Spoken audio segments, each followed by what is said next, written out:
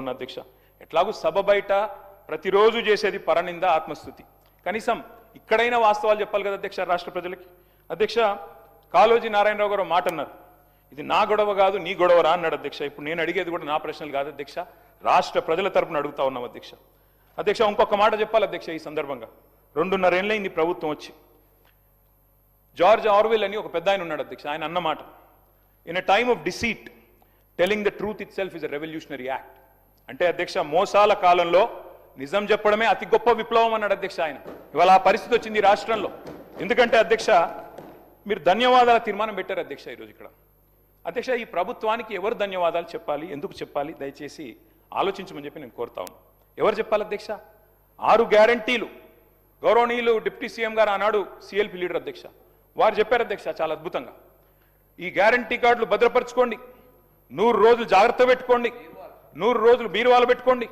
100 రోజుల తర్వాత కాంగ్రెస్ ప్రభుత్వం వచ్చిన తర్వాత బ్రహ్మాండంగా మరి ప్రతి గ్యారంటీ నెరవేర్చే బాధ్యత మాది ఇది బట్టి విక్రమార్క గారు చెప్పిన మాట అధ్యక్ష నాది కాదు నేను అడుగుతా ఉన్నా అధ్యక్ష ఎవరు చెప్పాలి ఇవాళ 6 గ్యారంటీలు ఎక్కడ పెట్టుకోవాలి ఎక్కడ దాచిపెట్టాలి ఇంకా 100 రోజుల తర్వాత కూడా ఇంకేం చేయాలి దయచేసి ఆలోచించాలి అధ్యక్ష అధ్యక్ష ఇవాళ ఈ ప్రభుత్వానికి ఎవరు ధన్యవాదాలు చెప్పాలి 4000 పెన్షన్ కోసం ఎదురు చూసి విసిగి వేశారిన 46 లక్షల మంది ధన్యవాదాలు చెప్పాలా లేదా 6000 పెన్షన్ కోసం అలసిపోయిన 100 రోజుల్లో ఇస్తామని చెప్పి అలసిపోయిన 5 లక్షల మంది దివ్యాంగులు ధన్యవాదాలు చెప్పాలా యూరియా బస్తాల కోసం లాఠీ దెబ్బలు తింటున్న 72 లక్షల మంది రైతులు ధన్యవాదాలు చెప్పాలా లేదా నెలకు 2.5 ఇస్తామని చెప్పి నెలకు 2.5 ఇస్తామని చెప్పి 1,68,00,000 మంది ఆడబిడ్డలకు మీరు ఏదైతే వాగ్దానం ఇచ్చారో మరి వారు ధన్యవాదాలు చెప్పారా ఎవరు చెప్పాలి అధ్యక్ష 4,000 నిరుద్యోగ భృతి అన్నారు 2 లక్షల ఉద్యోగాలు మొదటి సంవత్సరంలో ఇస్తామన్నారు మరి ఆ నిరుద్యోగ సోదరులు ధన్యవాదాలు చెప్పాలా డిఏలు రాక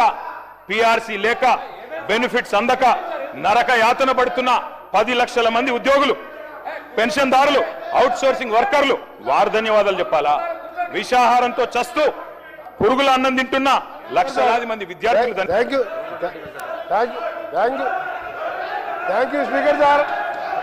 స్పీకర్ సార్ తప్పకుండా మా గౌరవ సోదర శాసనసభ్యులు మా ప్రభుత్వానికి ధన్యవాదాలు చెప్పాలి మీరు 10 ఏళ్ళు ఒక్క తెల్ల రేషన్ కార్డు ఇయ్యేందుకు మేము తెల్ల రేషన్ కార్డు ఇచ్చి సన్నబియ్యం ఇస్తున్నందుకు ఇవాళ 20,000 కోట్లతో మా ఫైనాన్స్ మినిస్టర్ గారు ఇవాళ యంగ్ ఇండియా స్కూల్స్ పేరు మీద కుల మతాలకు అతీతంగా ఒక యంగ్ ఇండియా ఇంటర్నేషనల్ మోడల్లో ఇవాళ స్కూళ్ళు కట్టి సగం స్కూల్ పూర్తిగా వస్తున్నందుకు ఇవాళ ఆర్టీసీలో 278 కోట్ల మంది 11,000 కోట్ల రూపాయలు ఇవాళ ఆర్టీసీకి చెల్లించి ఉచితంగా మా అక్కా చెల్లెలు బడికి పోయినా గుడికి పోయినా అమ్మగారింటికి పోయినా ఉచితంగా పోతున్నందుకు ఇంకా ఈరోజు మీరు గ్రామాలలో చూడండి ఏ గ్రామానికి వెళ్ళా 30-40 ఇందిరమ్మ ఇళ్ళు కడుతున్నందుకు తప్పకుండా మీరు ధన్యవాదాలు చెప్పాలి మీరు ఇంకొక విషయం మీకు ఏం చెప్పాలి ధన్యవాదాలు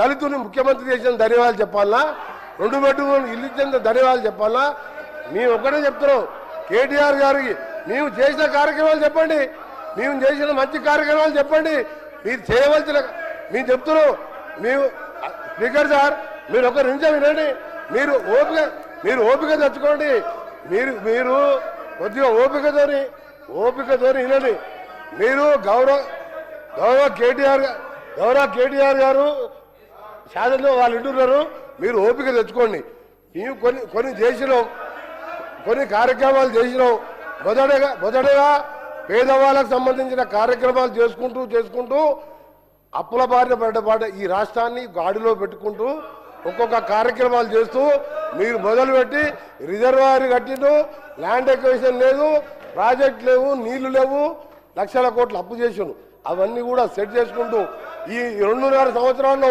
3,25,000 కోట్ల అప్పులు మీరు చేసిన దాన్ని బాకీలు కట్టి ఓ రాష్ట్రాన్ని గాడిలో పెడుతున్న సందర్భంలో తప్పకుండా మీరు ధన్యవాదాలు చెప్పాలి ప్రజలను మోసం చేసేందుకు మీరు క్షమాపణ చెప్పాలి మీరు కేటీ రామారావు గారు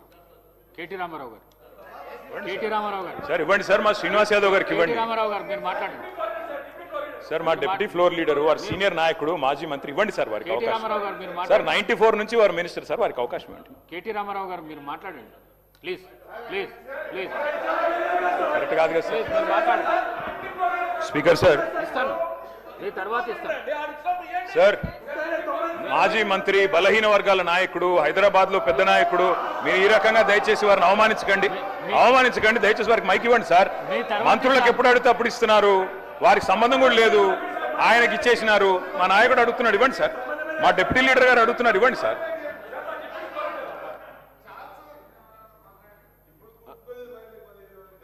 అధ్యక్ష, ఈ శాసనసభలో